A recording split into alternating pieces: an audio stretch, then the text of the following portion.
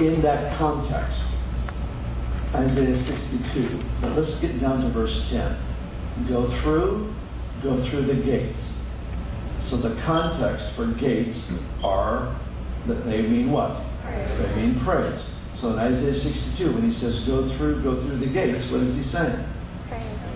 He's saying, listen, your praise is entering through a gate. Now, but look what he says. He says, go through the gates, prepare the way for the people. All right? Let's go back to the other example, Psalms 102. God was moved to make you worshipers. Why? He heard the groanings of the people. Now what does he say here? Go through the gates. Why? Because in doing so, you are preparing the way for people. Wow. All right, now that's never the motivation.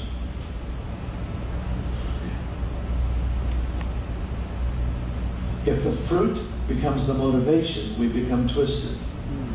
Because then we worship for an end result. We don't worship for who he is. And once we stop worshiping him for who he is, we've stopped worshiping altogether. And we've reduced it to form. Verse 10, go through the gates. Why? Because in doing so, you're preparing the way for people. Well, what does it look like? Build up the highway. Take out the stones. Lift up a banner over the people. Do you know what he's just described here? Now, we watched this in Weaverville. In Weaverville, it's a church, a city that at one time was known very, very heavily for witchcraft, occultism. In fact, one of the pastors that was here visiting here today, or in our pastor's meeting, I left early to into this.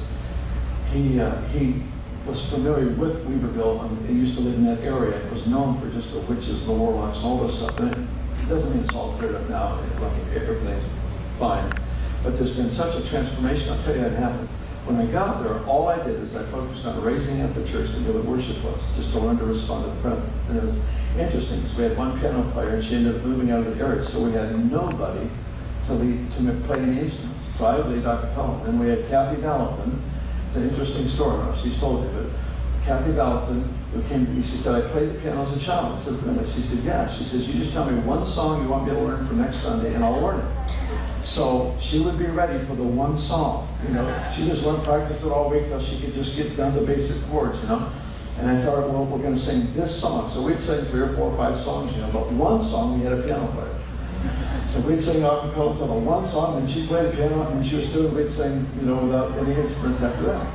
And then the next week, we just make sure she learned another song, and so we would do those same 2 songs now the next week, and a few others like that. We just did that until she knew a whole bunch of songs. So it was just, it's just kind of hardcore. But what we would do is we would spend extended periods of time just in the presence of worshiping. We'd have prayer meetings where, a couple-hour prayer meeting. The first hour and a half was just worshiping the Lord, and we would just take extended periods of time on into the night just worshiping. What happened is the atmosphere of an entire city began to change. Why? Because in this verse he says, let's just say this is a gate. He says you go through the gate. How? You go through the gates with praise. So I'm not just focused on what you do for me, God. I'm focused on who you are. Remember, thanksgiving is our response to the acts of God. Praise is our response to his ways, his nature, who he is. So God, I just celebrate your goodness. You're so kind and so patient. Excuse me, I'm just learning how to walk. And so as I'm giving you praise, I find that I've just gone through a gate and I've come deeper into the realm of God's presence.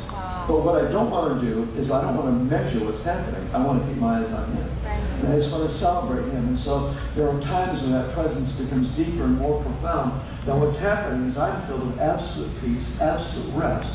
But according to Isaiah 42, the Lord is stirred up as a man of war. And he sees what I'm doing in absolute peace before him. He goes out, thrashes on the devil, and I think in the result he comes back and calls me a mighty man of valor. And all I did was stand in peace and honor his name. See? So I walked into this place of peace, and what happens, the angelic realm is released through our physical obedience. There's no other way to explain. Moses holding his hands in the air, gets tired, he puts them down. His associates come, lift his hands up and support him. And as long as his hands up, Israel would win a war. As soon as his hands are down, they're not. Why? Because the angelic realm is attached to, released by the physical obedience of God's people. You don't ever want to be just a worshiper in your heart. You want to incorporate your body.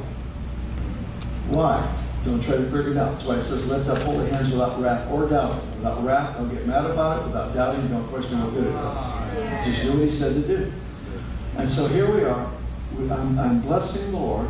And what I don't realize is that my obedience is actually releasing angelic hosts into the community to do what? He said, prepare the way for people. How is that done? By removing the stones and the dusty rubble. What does it mean? It means that you as a worshiper, you're a spiritual bulldozer. Yep. This is fascinating language that is created here for us to get a picture. He says, all right, as you come into my presence, you're preparing the way for people. You're removing the stones. What are you doing? He says you're building up a highway. Highways are not just, they don't just pour asphalt or cement over land. They level out an area. They remove the boulders. They remove the stones. They level it up, and then they lay down the pavement. All right? This is what it's the actual description the Lord uses to describe the result of a worshiper. And he designed you as such because he heard the groaning of the Wow. So here we are, so worshiping the Lord, and the heavenly host is released to establish the very nature of the world that this King oversees. And as we worship and we continue just to respond to that presence, we're literally preparing the way for people.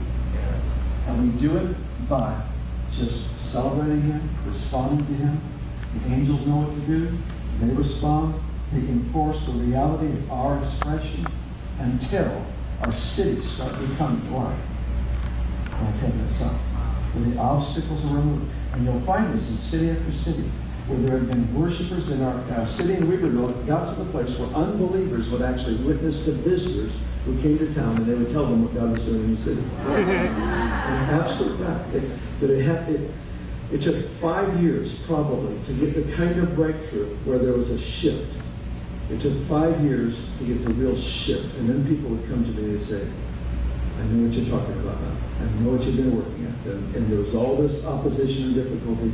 And after about 5 years, I'm not saying it should take that long for anyone else. This was in a place that was very raw, no record of the move of God, nothing. Just, it was right there. After 5 years of persistence in declaring the message and practicing it, we'd get people together and we'd just worship for time on end. We'd just stand before the Lord and worship, and we would make that a primary focus, that we wanted to learn what it was to minister to God. And in doing so, atmosphere, if you can just picture, the atmosphere begins to change. We finally moved to the downtown theater. And, they would show Poltergeist on Saturday night, and we'd show up Sunday morning, People used to ask us, the evil movie that they show on Saturday or, during the week, does it affect your service? They go, no, our services affect the movies. It's true. We actually had people would tell us, they said, well, we went to a movie Sunday night after your service there, and there was this presence in the place, and it's like light is just stronger than darkness. So you just go wherever you need to go, and you worship the Lord, and just realize that you're preparing the way for people by removing stones, the offense and the obstacles in thought and in process for people to seek the Lord.